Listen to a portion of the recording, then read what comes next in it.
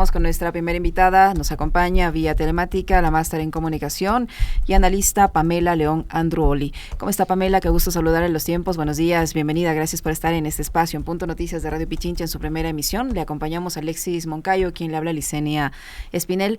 Mi primera pregunta sería: ¿cómo mira usted el desarrollo de esta campaña electoral que se ha vuelto en cierto punto repugnante? Y le digo esto porque en los últimos días se ha dado la utilización incluso de menores de edad en una campaña en la que no debería llegarse a esos límites, con un presidente candidato que no ha respetado la ley y la Constitución, que no hay autoridad tampoco que haga respetar la ley y la Constitución, y con tal vez metidas de pata, digámoslo así, o con errores de lado y lado que han complicado el desarrollo de esta campaña electoral de los dos candidatos a la presidencia de la República. ¿Qué evaluación tiene usted hasta el momento de lo que es esta campaña? Buenos días, bienvenida. Buenos días, Licenia. Buenos días, Alexis. Primero, confirmar lo que siempre, ¿se me escucha bien? Sí, le escuchamos perfectamente. Más allá de que estoy un poco agripada, pero bueno. A ver, considerando lo que comentas, Licenia, muy acertadamente hacia este lado, ¿no?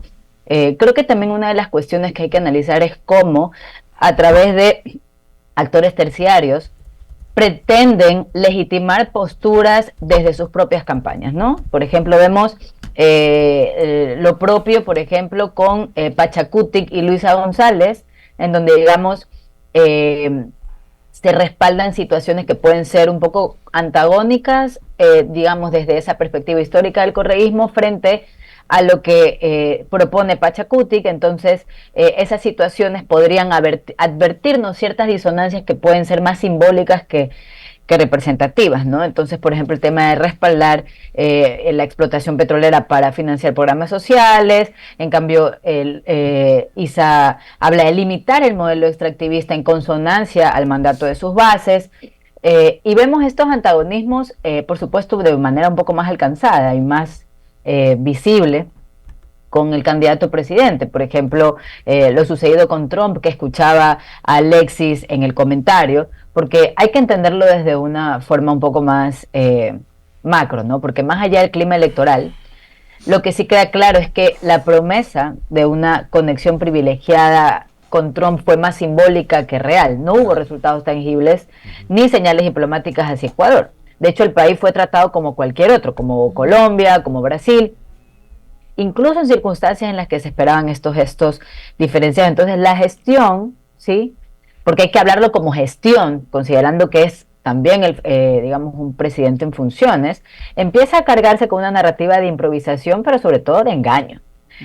Y cambiar esa percepción no va a ser inmediato y va a requerir de tiempo, constancia, una estrategia de comunicación bien pensada, porque ahora ese revés simbólico, y lo simbólico, que es mucho más profundo, se sostiene de otros rasgos que buscaban, digamos, consolidar la campaña de Daniel Noboa desde este mensaje de gobierno demostrable, que además genera proyecciones a futuro a través de líderes fuertes, digámoslo así, ¿no? Hablando de un branding absolutamente, digamos, superficial. Entonces, este arancel, que es del 10%, al igual que para Petro, al igual que para Lula, con la diferencia de que ellos no se arrodillaron, pues, ¿no?, ante Trump. Entonces, creo que esa situación, no así como, por ejemplo, lo ha hecho Sheinbaum, ¿no?, que además el presidente Donald Trump reconoció, digamos, la templanza de esta presidenta. Entonces, tú mencionabas también algo interesante hace poco, que es la figura del candidato presidente, y creo que es interesante evaluar que este silencio del presidente podría también formar parte de una estrategia deliberada también para forzar,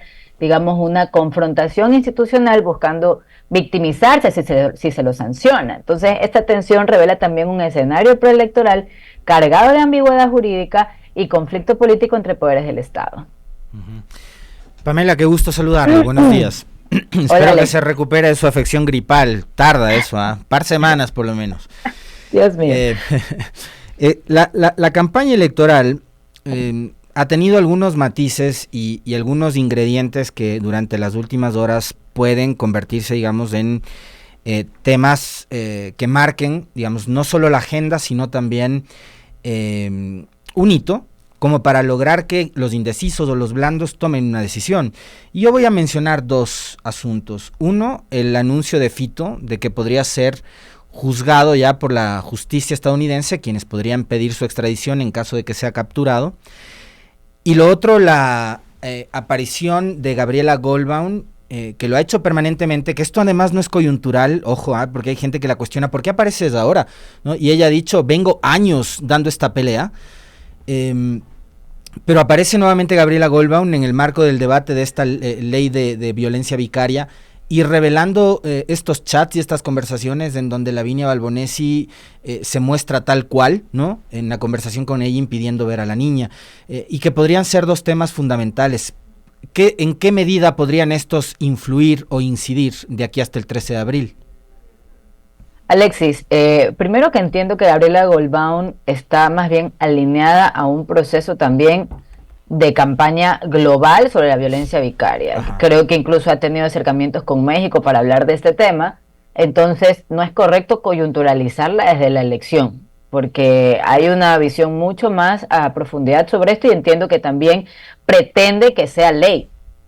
Entonces no es una cuestión que debamos verlo desde el espacio de campaña, y es bueno hacer esa aclaración. Creo que más bien este tema afecta al escenario no político de la elección, pese a estar conformada por actores políticos de la elección. ¿A qué voy con esto?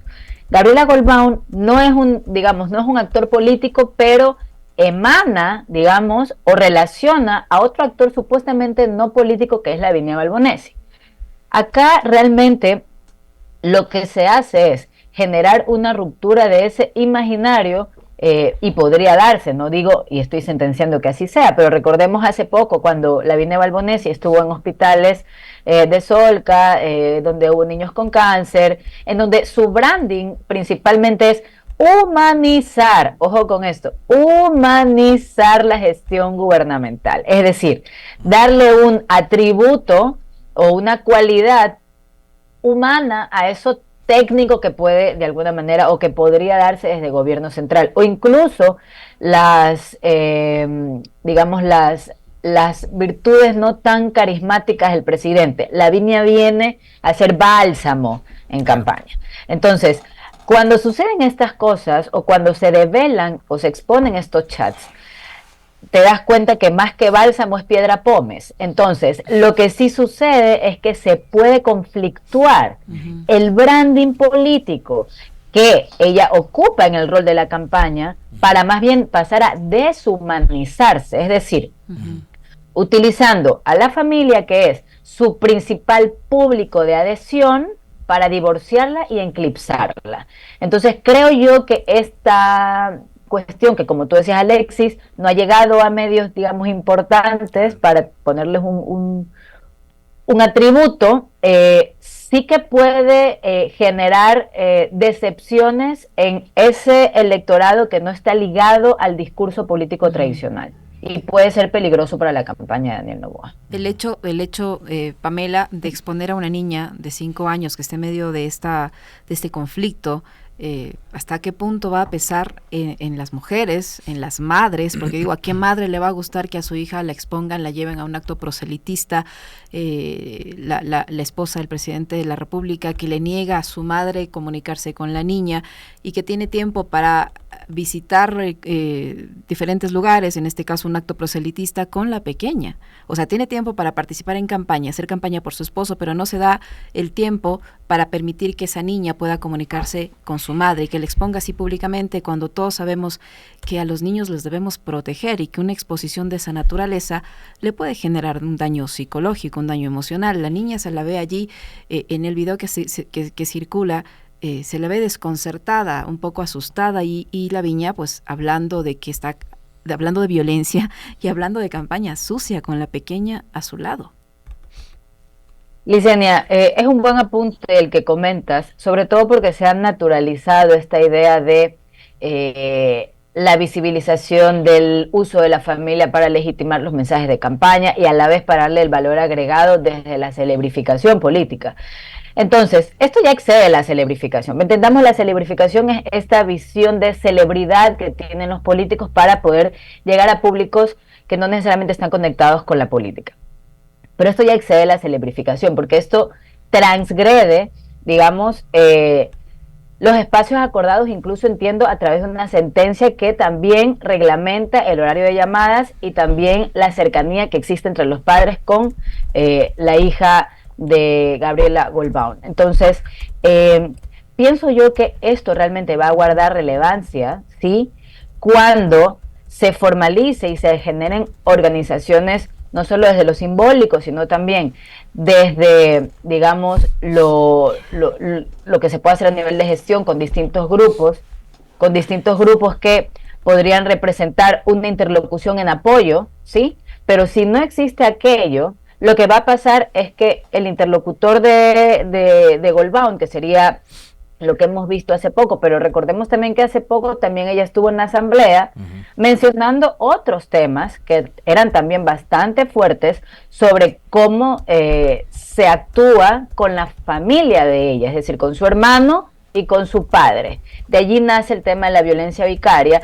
Y entiendo yo que más allá de que pasó una semana o dos en donde se habló sobre esta situación, no ha habido, digamos, por parte de la sociedad civil, un apropiamiento de estos temas para que ello pueda consolidarse en otros espacios de poder civil.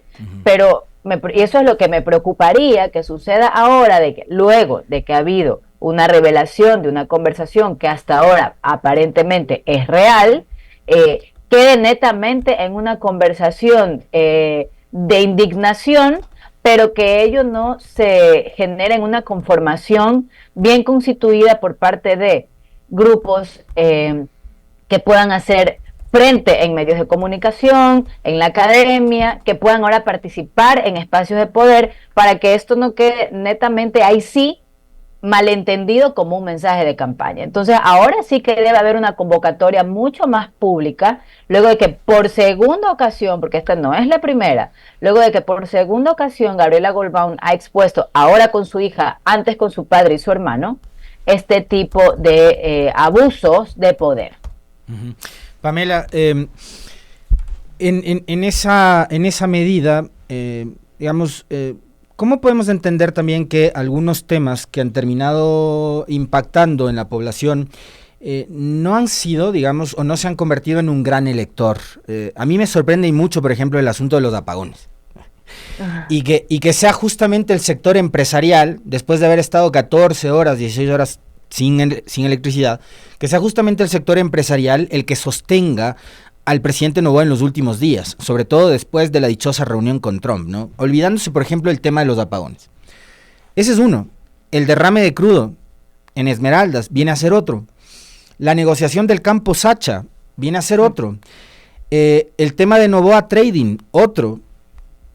Los negociados de su hermano en la compra y venta de combustible, otro. Entonces, ¿por qué estos temas que son tan coyunturales, tan actuales y que sí impactan inmediatamente al país, ahora mismo, porque son hechos reales, cosas que ocurrieron, el derrame está ahí, son 25,000 barriles de crudo? Y acá el miedo sigue siendo el factor. Entonces, miedo a la desdolarización, que yo no sé quién nos metió a los ecuatorianos del chip ese de que alguien quiere desdolarizar la economía, ¿no? Pero sigue funcionando el chip el chip este de la desdolarización y el miedo. Sigue funcionando el tema de no convertirnos en Venezuela, el miedo. Pero tienes cosas que sí provocan miedo, como que 500,000 personas se queden sin agua o sin acceso a agua limpia, que está ahí. Los Esmeraldas es una realidad. Que todo el país se quede 14, 16 horas sin luz, sin poder trabajar, sin poder producir. Clínicas, tiendas, negocios, etcétera, quebrando por efecto de eso. Y simplemente no pasa nada. ¿Qué es lo que está ocurriendo? Alexis, el Barómetro de las Américas el último, que fue el 2023, hablaba de una desafección completa del ecuatoriano en particular hacia sus instituciones democráticas. Apenas el 14% confía, por ejemplo, en los partidos políticos. Hace poco también una encuesta del Latino Barómetro decía que el 80% de los ecuatorianos mienten cuando les preguntan sobre temas políticos. Pero eso no es un dato aislado. Eso es de lo que nos habla es de una sociedad que cada vez más se aliena de los asuntos que son estructurales. Nosotros vemos, por ejemplo, el tema de los apagones, cuando en su momento se dijo que se iba a perdonar, porque hay que usar la palabra, el perdonar el 50% de la planilla, eso bastó para de alguna manera tratar de contentar a cierta porción de la sociedad. Y es lo que sucede es que realmente, en este momento no recuerdo quién lo dice, pero es un autor, es politólogo, comenta que cuando las necesidades básicas apremian a los ciudadanos, es decir, a ese primer metro cuadrado, no hay temas estructurales que puedan llegar a, digamos, convocarlos, porque basta con que se resuelva de manera cortoplacista esa necesidad tan apremiante que no cuestiono algo que pueda perjudicarnos a futuro. Es decir, ya los apagones se resolvieron, entonces esto cuya situación es decadente porque además no puede ir a la tienda sin que a un niño lo maten por una bala perdida, como lo que pasó en Durán. Los 4 de las Malvinas también, Alexis, es un tema que ha quedado lamentablemente en la arena de esta discusión que se vuelve ya generalista, lo cual es complicado. Entonces, como hay necesidades primarias como la tranquilidad de ir a una tienda, lo cual es una movilidad bastante, digamos, cercana para los territorios, como ir a pasear al perro o ir a la escuela, dejar a mi hijo caminando. Ante estas necesidades primarias no satisfechas por largo tiempo ya, lo que realmente aliena a la sociedad de convocarse a estas problemáticas un poco más profundas es la resolución cortoplacista. Hoy tengo agua, hoy no me mataron, hoy tuve cómo poner un pan en la mesa. Entonces, esa visión inmediata de la necesidad satisfecha aliena a la sociedad de preocuparse por situaciones un poco más profundas, y es lamentable. Pamela, el tema de la persecución que se ejerce ahora mismo en medio de esta disputa electoral en contra de autoridades locales. Empezaron con el alcalde de Guayaquil, pasó por el alcalde de Quito, la prefectura del Guayas, las otras prefecturas de Azuay, de Pichincha, y ahora la prefectura de Manabí. O no les entregan a tiempo los recursos, o les entregan por partes, a unas sí, a otras no, a otros les abren procesos judiciales, y a otros les quitan parques o les quitan la competencia sobre la administración de vías. ¿Hasta qué punto esto va a pesar en una campaña electoral como la que estamos viendo? ¿Sabe cuál es el problema de ese tema? El problema es que el único que realmente obtiene los resultados negativos de eso es el ciudadano. O sea, por ejemplo, hace poco, creo que a Guayaquil le deben $100 millones que no han sido pagados, y antes lo que se pagaba en papeles. Entonces, más allá de lo que ello pueda significar en disputas, digamos, entiendo que el alcalde Aquiles Álvarez es quien de alguna forma ha sido un poco más visible en esa disputa directa contra el gobierno, pero lo complejo aquí es que eso se vea como una disputa entre dos autoridades de control. Eso sería el error. El error sería que se vea como una disputa entre autoridades de control. Lo que debería suceder es cómo esas disputas prolongan los procesos de bienestar común. Es decir, cómo una sanción del Ministerio del Ambiente puede provocar que no se generen espacios de recreación para cierto sector. Como, por ejemplo, una disputa que puede generarse desde el gobierno central, como por ejemplo lo fue la garantía soberana con el tema del agua potable, podía significar que 500.000 de guayaquileños no tengan agua potable. Entonces, creo que la discusión se está centralizando en los actores políticos y sus distancias simbólicas, en lugar de realmente concentrarse en el resultante de esa distancia política y lo que la persecución puede generar. Esto es lo que Levitsky denomina el autoritarismo competitivo. Entonces, son sociedades autocráticas que además funcionan no en bloques, sino en redes de sostén, y que tienen el aparataje institucional para poder ejercer y legitimar estas persecuciones. Pero el resultante, realmente, lo que creo que debería más bien focalizar estas persecuciones es cómo, por ejemplo, 500.000 de guayaquileños o tal vez estoy confundiendo la cifra, pero cientos de miles de guayaquileños pudieron haberse quedado sin el recurso del agua potable por una disputa entre gobierno y alcaldía.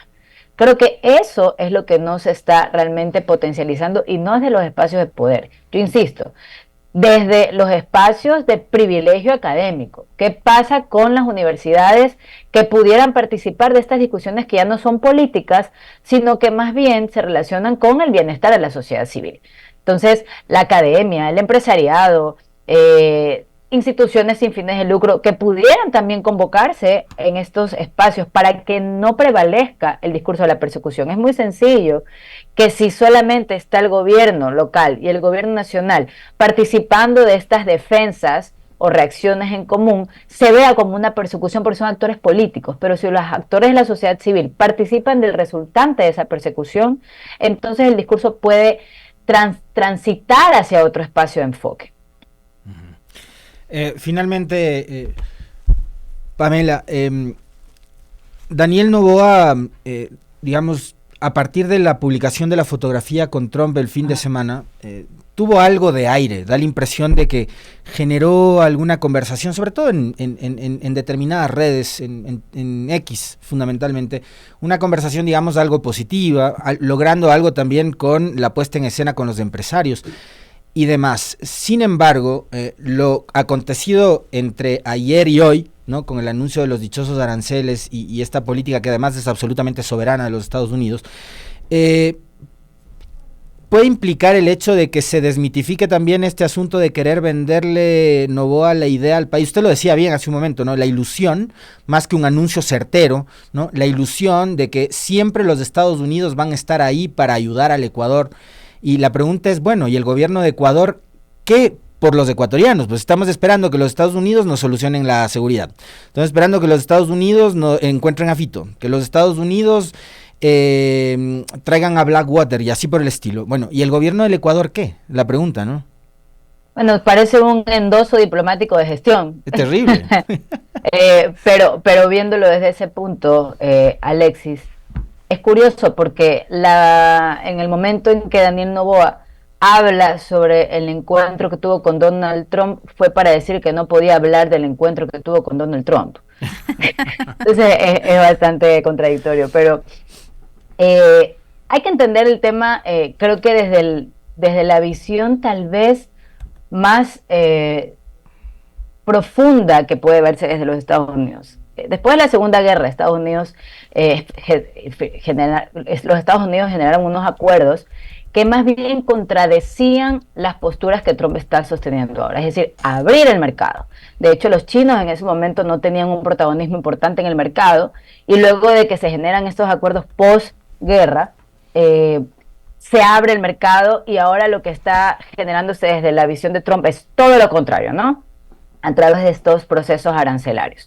Entonces no es Ecuador, no es Colombia, no es Brasil, es una visión mucho más de estilo de gobierno que trasciende los países que puedan congregarse o no en esos espacios de política pública que sostiene el presidente Donald Trump. Nosotros no somos ni siquiera, digamos, un instrumento, digamos, protagónico para que ello pueda o no representar beneficios o maleficios contra el país.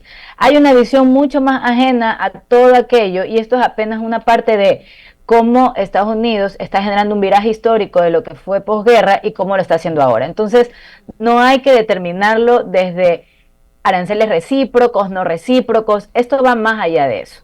Entonces, sí hay que recordar esa visión histórica posguerra para poder entender realmente de forma estructural cómo estamos siendo tomados como un actor que más bien fortalece esa visión que tiene el gobierno estadounidense. No es una ayuda, somos, digamos, parte de un plan que no necesariamente pasa por nosotros, sino que somos parte de todo un grupito que beneficia un poco ese plan.